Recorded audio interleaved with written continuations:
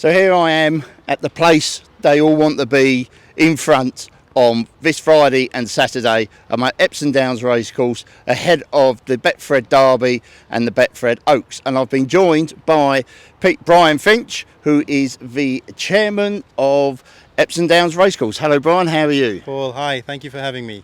No problem. So this is a man that knows it all. So we're going to ask just a few simple questions. So how's plans going for the festival?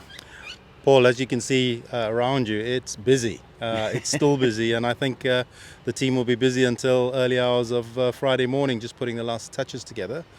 But we're ahead of schedule. There's a load of marquees, there's a lot of new things happening on the course, and everybody's pretty excited about what we will have on offer on Friday and Saturday. So Friday's pretty much a normal day, bar from the dreaded train strike. Saturday, it's an early start. Can you give us some more information about that? Well, yeah. Let me start with the train strikes. Unfortunately, it's both days, and that's a real downer, I guess, for Epsom. Simply because we've got Epsom Town Station, we've got Tattenham Corner Station down there, and have I missed one? Epsom Downs. Epsom Downs itself. Yeah. So, you have three stations all in close proximity and no trains. Yeah. But it is what it is. There'll be additional buses laid on, and I think the fact that it's been publicised early means people have tried to make plans to get here by car, and the earlier they can come, the better, because of course the roads will be pretty full. Yeah. But it'll be a good day, Oaks Day. We've got two Group 1s on the day. Fields were just announced today, so 11 in the Oaks, Betfred Oaks. Aidan O'Brien got the favourite, Save the Last Dance. She looks quite a special filly, but there's 10 others to take her on, and we've seen that anything can happen in these big races. And then we have the Coronation Cup, sponsored by Dalbury Stud, I should say. They've been fantastic, a second-year sponsor for us. It's a quality field. It's just 5 runners, but it's a real quality field. We've got Westover, who ran 3rd in the Derby. We've got Emily Upjohn, who ran 2nd in the Oaks last year. We got. I had that second last year. Yes. Yeah, just beaten on the line. I'd like to get some money back. Yeah. I think she was in front a stride before and in front a stride after, but not quite on the line. And then of course, and we have Pile Driver.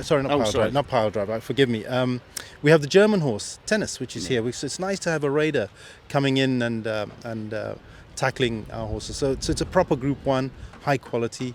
And then there's another 7 races on 6 races on that day. So it's fantastic. Then Derby Day on the Saturday, again train strike, which we've done to death, so we won't. Everyone knows about that. But we've also got an early start. So the race Derby is 1:30 start instead of the normal 4:30, and I think that's due to the FA Cup. It is indeed. I think the FA themselves would have much preferred the FA Cup to be on at about 4:30 onwards, but it's a Manchester derby. They've got loads of people travelling up from Manchester for it, off to Wembley. So that's presented some challenges for them, I'm sure, and it has for us. So we're very early start, 1:30. But it is what it is. I mean, it's the derby, And I loved a comment in some media article that Nevin Truesdale had this morning, where he said this race has been run, through 2 world wars. I don't know how many monarchs in that period. It's 243 years it's been run, and this will be the 244th time it's run. Yeah. So it'll happen. It just means it'll be earlier, it'll be different, but it'll still be a good day. Yeah, I'm born and bred Epsom, and it is the buzz of Derby. We come up here for the drive just to see what's happening, and you get that tingle. We're so close now.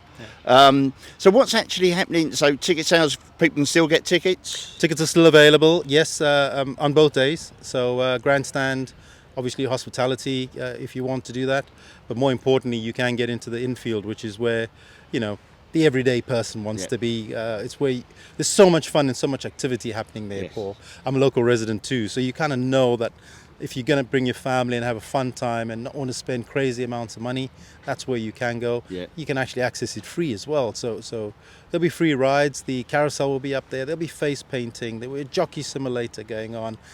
Carnival. There'll be music. There's a lot. There's a lot. And we've got the wonderful. I think one of the best. I say love the hill. I always look for the old-fashioned tea stall that used to be up there, and that was where we always guaranteed my granddad would be sitting next to the tea stall. So we've got the family enclosure as well, which I think is one of the best concepts that started up here. Yep. That's moved slightly down further to the and track. closer to the track. What's happening in there? Well, there's a lot going on in the family enclosure. Firstly, it's as the name says, it's family enclosure, so you can bring your kids and you can feel that they're safe, and you've got facilities, which is brilliant. But again, the same sort of thing: face painting, games for the kids. I think they got a magician out there. They got something called a bubbleogram. I have no idea what that is. Clearly, it's not intended for me. But if the kids are in there, they're going to be busy all day. You know, and I think that's the key to it. And the rides are free as well. I think sometimes we forget that when people have come in here, there's so much you can do. Yeah. It doesn't cost you anything. Yeah. You're not going to a theme park. It's here. It's there for you to use. Yeah. And I hope Epsom and its surrounds will embrace it, Paul. That's one of my biggest wishes. And it is. I know when I've been going in there before, there's loads of local families in there, and it really, you know, just don't take my word, ask for other people. The family enclosure is a great enclosure. As I say, all the rides in the family enclosure are free, and I think there's a food festival as well this year. So trust me, it is a great day out, and any day racing for me is a great day out. You know, Paul, if I just, sorry to interrupt there. No worries. Yeah, this is for me. I'm a local resident too, and I spent a bit of time abroad, and then I've come back, and I feel sad sometimes that I feel sometimes the town doesn't quite embrace this iconic event. It's not just an Epsom event; it's a national event. It's an international event. It's right here. It's just down the road from the high street. And we really, as part of the executive team here and the committee, really want the town to say this is ours. You know, we should come here. We should enjoy it.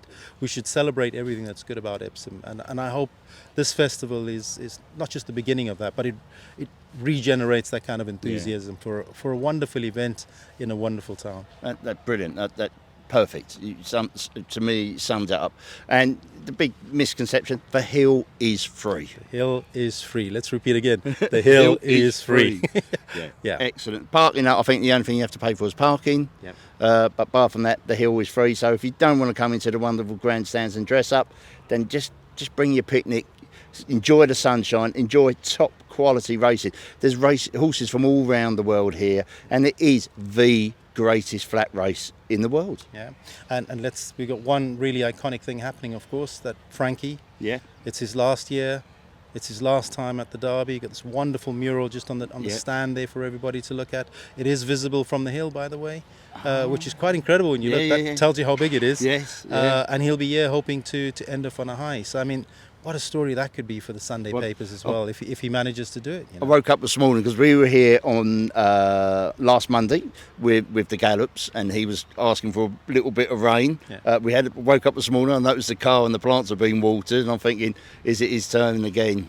Sometimes these things are scripted by somebody bigger than all of us, Paul. So let's hope for him. But however it plays out, it'll be a brilliant 2 days, and I really hope everybody can come and enjoy it. Yeah, brilliant. Brian, thank you very much for giving up your time. I know you're very, very busy. I'll let you get back now.